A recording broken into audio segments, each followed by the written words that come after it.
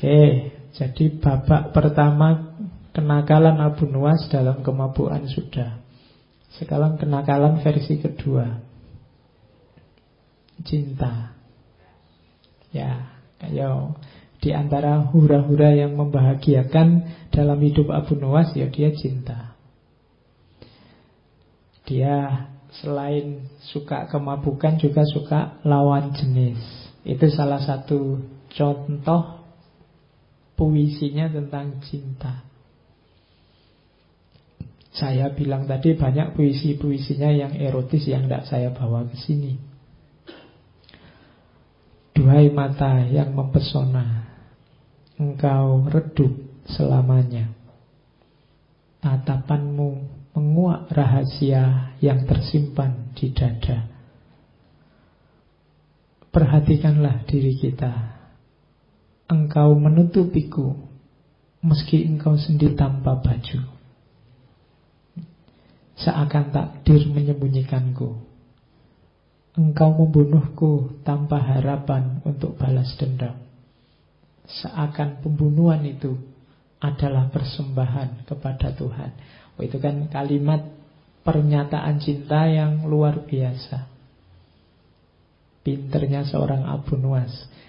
Jadi kalau bikin puisi kayak gini ya terus dikasihkan lawan jenisnya ya mesti langsung kelepek-kelepek kan, dibilangin duhai mata yang mempesona. Itu kan siapa yang tidak suka diginiin. Dan ini memang keahliannya Abu Nuwas.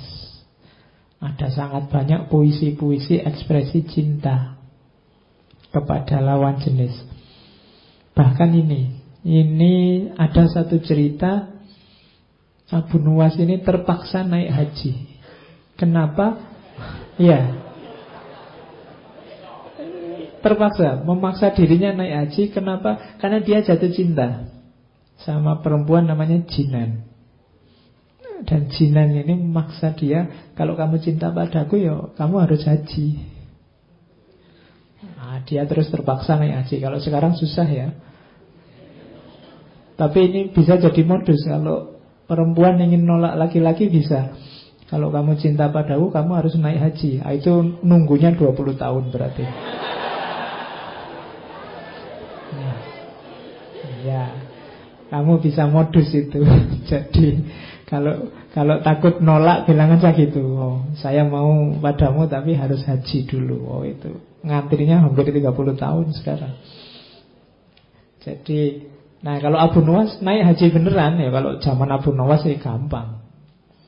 Apakah engkau tahu betapa umurku sia-sia oleh permintaannya? Sedang permintaan itu alangkah sulitnya. Karena dia males ibadah, dia senengane mabuk. Karena tak kudapatkan alasan untuk mendekatinya, terpaksa yang sulit itu kulakukan juga. Aku menunaikan ibadah haji. Dan kukatakan aku benar-benar telah haji. Duhai Jinan, akhirnya kemudahan menyatukan aku dengannya.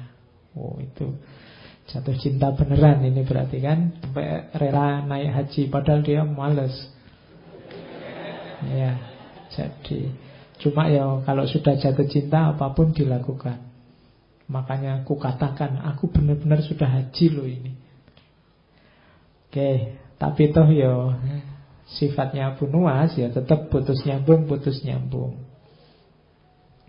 Ada juga yang saya potong itu. Kutulis di atas pipiku satu kalimat untuknya. Duhai beratnya saat berpisah. Ia menjawab dengan gerakan jemarinya. Kupahami pesanmu, namun untuk kita tiada lagi jalan bertemu. Oke, yo, pokoknya kalau puisi-puisi kayak gini lumayan lah ya. Kita bisa mending. Atau ini, aku puasa saat engkau marah dan berbuka saat engkau bahagia, gembira. Oke. Ya. Oh. Jadi kalau pasanganmu sedang marah kan itu alamat kamu harus tirakat itu. Tirakat itu kan tidak bisa tidur. Kenapa? Karena dia sedang marah. Hidupmu tidak tentram, makan tidak enak. Jadi aku puasa saat engkau marah. Tapi kalau sudah luluh, sudah tidak marah lagi, saatnya buka puasa. Dan aku berbuka saat engkau gembira. Jadi di luar kecerdikannya tadi, Abu Nuwas ini seorang yang sangat pintar bikin puisi, bikin syair. Tapi ya tetap, ini dalam konteks dia hura-hura sebenarnya. Ini babak awal kehidupannya. Ya sering dia dikejar-kejar tentara, dikejar-kejar laskar karena kesalahan-kesalahannya. Tapi lagi-lagi yang menyelamatkan kecerdikannya.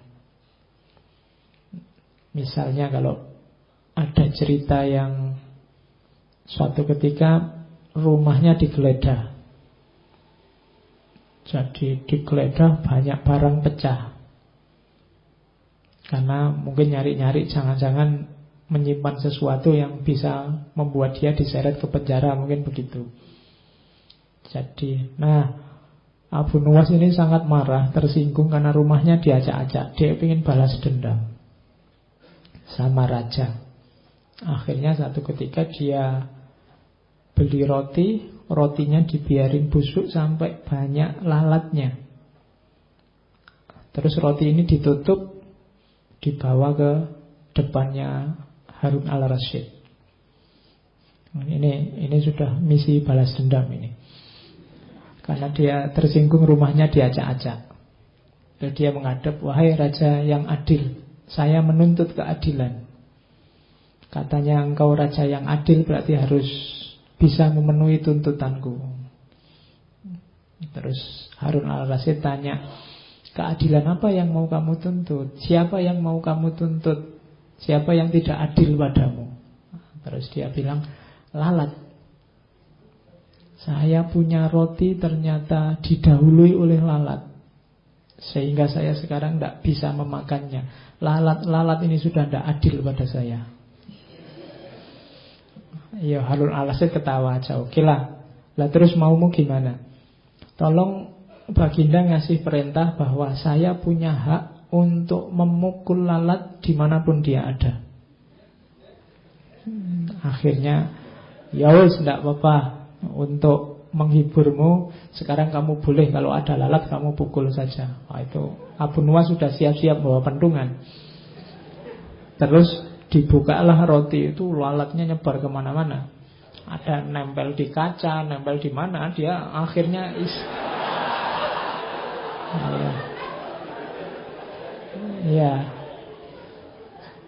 istananya Rajana dikeprui semua sama Abu Nuwas. Itu caranya dia balas dendam pada raja.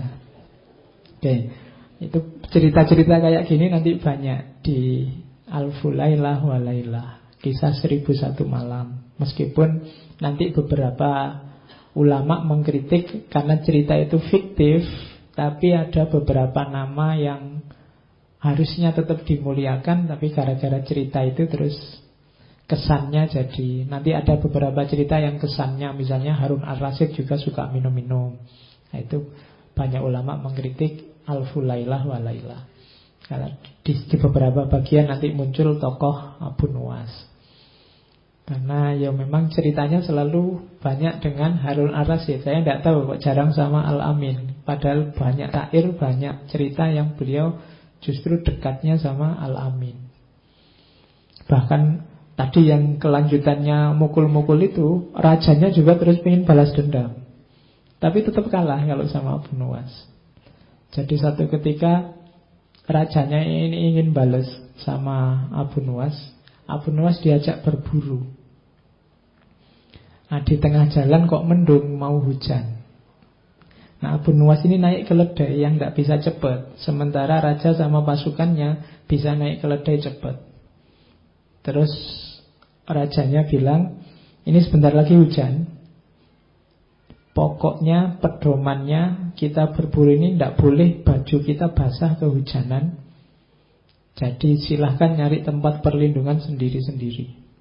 Oh, begitu tiba-tiba hujan deras ya, kalau yang pakai kuda yang larinya cepat enak, raja dan pasukannya cepat bablas ke depan. Abu Nawas ini pelan-pelan.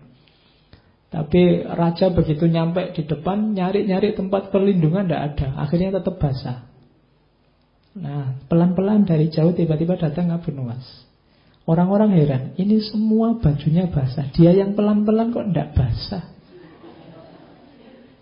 Harusnya kalau ikut keputusannya raja tadi, yang dihukum justru prajurit-prajuritnya yang banyak yang basah.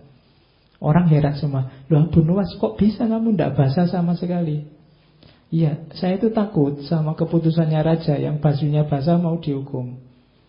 Jadi yang lain sudah bablas ke depan, begitu hujan saya daripada capek-capek nyari perlindungan, tak copot saja bajunya, tak lipat, terus tak dudukin di atas keledai. Ya, jadi bajunya tetap kering, badannya basah tidak apa-apa, kan yang tidak boleh basah bajunya. Oke. Ya akhirnya dia selamat, tidak jadi disiksa oleh rajanya. Oke, itu cerita-cerita tentang Abu Nawas masa muda. Dia suka hura-hura, suka mabuk dan lain-lain.